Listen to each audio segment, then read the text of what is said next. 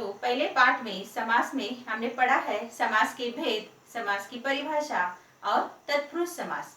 तत्पुरुष समास के भेद है कर्म तत्पुरुष, करण तत्पुरुष, ये हमने पढ़े हैं। उसके आगे के हैं अब संप्रदान तत्पुरुष। मैंने आपको उदाहरण भी दिए थे कर्म और करण तत्पुरुष के लिए। जैसे उसका विभक्ति चिन्ह है कर्म का को, करण का से, संप्रदान तत्पुरुष के लिए के लिए, ये सब क्या है उसके विभक्ति चिन्ह है। तो उसका लोप हो जाता है और समस्त पद बन जाता है। तो उसके उदाहरण देखेंगे। पाठशाला, अभी संप्रदान के लिए विभक्ति चिन्ह क्या है के लिए। तो कैसे आएगा पाठशाला का, पाठ के लिए शाला, पाठ के लिए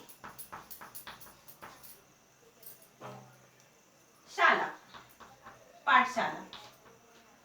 तो यहाँ पर जो के लिए है उसका लोप हो जाता है और समस्त पद क्या बन जाता है पाठशाला।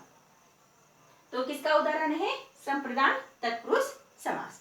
हमने पहले इसमें देखा था पाठ में कर्म तत्पुरुष और करण तत्पुरुष। करण तत्पुरुष का विभक्ति चिन्ह से है।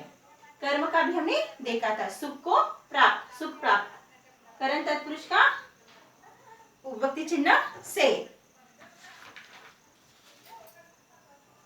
हस्तलिखित देखा था हमने, हाथ से लिखित, करण तत्पुरुष। संप्रदान के लिए आपादान तत्पुरुष का भी विभक्ति चिन्ह से है। यहाँ पर करण तत्पुरुष का भी से है और आपादान तत्पुरुष का भी से है। तो दोनों का भी से है। उसमें क्या क्या फर्क है? जब आपादान तत्पुरुष का विभक्ति चिन्ह से आता है तो उसमें उस बात से अलगाव हो जाता है। जैसे पथ भ्रष्ट, पथ से भ्रष्ट, वो क्या जाता है उससे दूर हो जाता है, अलग हो जाता है। तब यहाँ पर आपादान तत्पुरुष समास हो जाता है और उसका विभक्ति चिन्ह से है। इधर एक उदाहरण है धनहीन, धन से हीन, मीन्स धन से वो दूर हो गया, उसके पास धन नहीं है।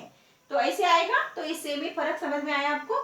जैसे करण तत्पुरुष का विभक्ति चिन्ह से है, आपादान तत्पुरुष का विभक्ति चिन्ह भी से है, लेकिन इसमें क्या है अलगाव है। दूसरा है संबंध तत्पुरुष। संबंध तत्पुरुष के 3 विभक्ति चिन्ह है का, की, के। जैसे जीवन साथी, जीवन साथी, इसका विग्रह कैसे होगा जीवन का साथी, जीवन का साथी। का भी है, की भी है और के भी है। इसके और उदाहरण है जैसे देशवासी, देश का वासी, राजकुमार, राजा का कुमार। बैलगाड़ी, बैल की गाड़ी। ये किसके उदाहरण है संबंध तत्पुरुष के। ये सब उसके विभक्ति चिन्ह है। उसके बाद अधिकरण तत्पुरुष। अधिकरण तत्पुरुष के भी 2 विभक्ति चिन्ह है, जैसे में और पर। यहाँ पर एक उदाहरण है जैसे ग्रामवास, ग्राम में, गांव में वास, ग्राम में वास, वास। दूसरा है घुड़सवार, घोड़े पर सवार। तो दोनों भी हो गए में और पर। ये सभी किसके भेद है तत्पुरुष समास के। तत्पुरुष समास के भेद समझने के लिए कारक पढ़ने चाहिए और कारक के जो विभक्ति चिन्ह है वही तत्पुरुष के भेद है।